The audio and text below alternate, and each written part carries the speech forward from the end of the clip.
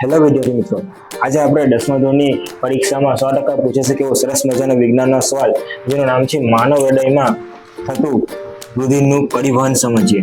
તો માનવ હૃદયમાં થતું રુધિરનું પરિવહન સમજવા માટે આપણે એક સરસ મજાની આકૃતિ દોરી છે. તેના દ્વારા આપણે સમજીશું કે માનવ હૃદયમાં રુધિરનું પરિવહન કેવી રીતે થાય છે. એવું કહેવાય છે કે માનવ હૃદય જે છે ને એક સ્નાયુ અંગ છે. કેવું અંગ છે? એક સ્નાયુ અંગ છે. આ સ્નાયુ અંગનું કદ કેવું હોય છે? તો આપણી મુઠ્ઠીના કદનું હોય છે. આપણી મુઠ્ઠી હોય ને એટલા કદનું માનવ હૃદય હોય છે. પછી આગળ વાત કરીએ તો માનવ હૃદય એ 4 ખંડોમાં વિભાજિત થયેલું હોય છે. 4 ખંડોમાં વિભાજિત થયેલું હોય છે. એમાં એવું કહેવાય કે માનવ હૃદયમાં ઉપરના 2 ભાગને કણકો કહેવાય છે. તમે જોઈ શકો છો, આ ઉપરનો એક ભાગ છે, આ ડાબુ કણક, આ આપણું જમણું કણક. એ જ રીતના નીચેના જે 2 ભાગ હોય છે તેને આપણે ક્ષેપકો કહીશું, જેમ કે આ જમણું ક્ષેપક અને આ ડાબુ ક્ષેપક. 2 ભાગ નીચેના જે હોય છે એને આપણે શું કહીશું? ક્ષેપકો. આમ હૃદય 4 ખંડોમાં વિભાજિત થયેલું હોય છે. 1, 2, 3 અને 4. આ રીતે 4 ખંડોમાં હૃદય વિભાજિત થયેલું હોય છે અને આ 4 ખંડોમાં લોહીનું પરિવહન થશે, એટલે કે રુધિરનું પરિવહન થશે. આ રુધિરનું પરિવહન આપણે સમજીએ. એવું કહેવાય છે કે શરીરના વિવિધ ભાગોમાંથી ઓક્સિજન વગરનું લોહી આપણું આરોહી અગ્ર મહાશિરા દ્વારા અગ્ર મહાશિરા દ્વારા ક્યાં આવે છે? તો આપણું જમણું કણકમાં આવશે. કેવું લોહી? તો O2 વગરનું લોહી, એટલે કે ઓક્સિજન વગરનું લોહી. આ ઓક્સિજન વગરનું લોહી આપણા જમણા કણકમાં આવશે ત્યારે શું થાય છે તેની વાત કરીએ તો શરીરના વિવિધ ભાગોમાંથી O2 વિહીન રુધિર અગ્ર મહાશિરા દ્વારા આપણા જમણા કણકમાં આવશે. જમણા કણકમાં આવે છે.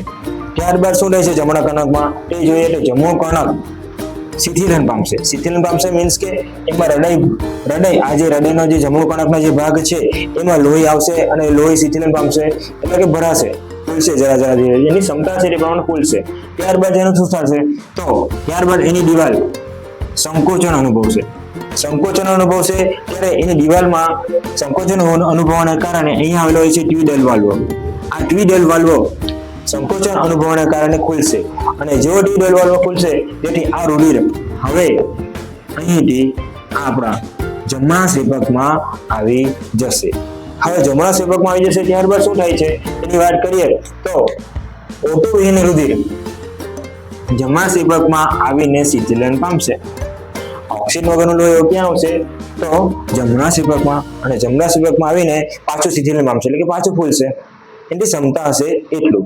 ત્યારબાદ શું થશે? તો ફૂલી જશે પછી એની દિવાલ સંકોચન અનુભવશે એટલે શું થશે? તો ત્યારબાદ તે સંકોચન અનુભવશે અને સંકોચન અનુભવીને ફુફુસીય ધમની દ્વારા ફેફસામાં જશે. ક્યાં જશે? ફેફસામાં. આ રહી આપણી ફુફુસીય ધમની. આ બ્લુ કલરની તમને લાઈન દેખાતી હશે, એના દ્વારા એ ફેફસામાં કનેક્ટ હોય છે, ફેફસામાં જશે અને ફેફસામાં શું થશે? તો ઓક્સિજન વગરનું લોહી પાછું ઓક્સિજન યુક્ત લોહીમાં ફેરવાશે. ઓક્સિજન વગરનું લોહી ઓક્સિજન યુક્ત લોહીમાં, એટલે કે ઓક્સિજન વાળું લોહીમાં ફેરવાશે. ના, ઓક્સિજન વાળું લોહી પાછું ક્યાં આવશે? તો આપણી ફુફુસીય શિરા દ્વારા પાછું અહીંયા આવશે. શિરા દ્વારા ક્યાં આવશે? તો ડાબા કણકમાં આવશે. ત્યાંથી પાછું ચાલુ કરીએ તો ત્યારબાદ ફુફુસીય શિરા દ્વારા O2 યુક્ત રુધિર ડાબા કણકમાં શિથિલન પામશે. O2 યુક્ત રુધિર ક્યાં આવશે? તો ડાબા કણકમાં શિથિલન પામશે. એટલે કે આ આપણું ડાબુ જે કણક છે એ શિથિલન પામશે, એટલે કે ફૂલાશે, એની ક્ષમતા હશે એટલું. પછી એ સંકોચન પામશે. એટલે શું થશે? તો એના આગળ આવેલો હોય છે ટ્વીડલ વાલ્વ. અહીંયા આવેલો જે ટ્વીડલ વાલ્વ હોય છે એક દરવાજા જેવું કામ કરે છે, ખુલશે. જો ટ્વીડલ વાલ્વ ખુલશે એટલે પાછું ઓક્સિજન વાળું જે લોહી છે એ આગળ વધીને આપણા ડાબા ક્ષેપકમાં આવીને ભરાઈ જશે. આખું ડાબુ ક્ષેપક ભરાશે, એટલે કે શિથિલન પામશે, ખુલશે. એની વાત કરીએ તો ત્યારબાદ ફુફુસીય શિરા દ્વારા O2 યુક્ત રુધિર ડાબા કણકમાં શિથિલન પામશે. ડાબુ કણક શિથિલન પામી ગયું.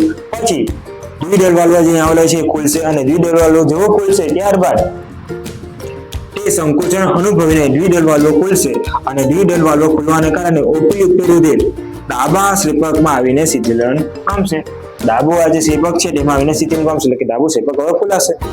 ડાબુ ક્ષેપક જેવું ફૂલાશે એની ક્ષમતા હશે એટલું ફૂલાશે, પછી એ સંકોચન અનુભવશે અને સંકોચન અનુભવીને શું કરશે? તો ઓક્સિજન વાળું જે લોહી બની ગયેલું છે એ સંકોચન અનુભવીને ઓક્સિજન યુક્ત લોહીને આરોહી ધમનિકા દ્વારા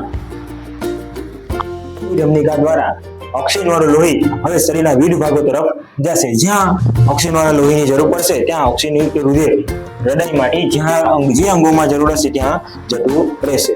સરસ મજાના વિડીયો જોવા માટે તમારા મિત્રોને પણ આ શેર કરજો. Thank you.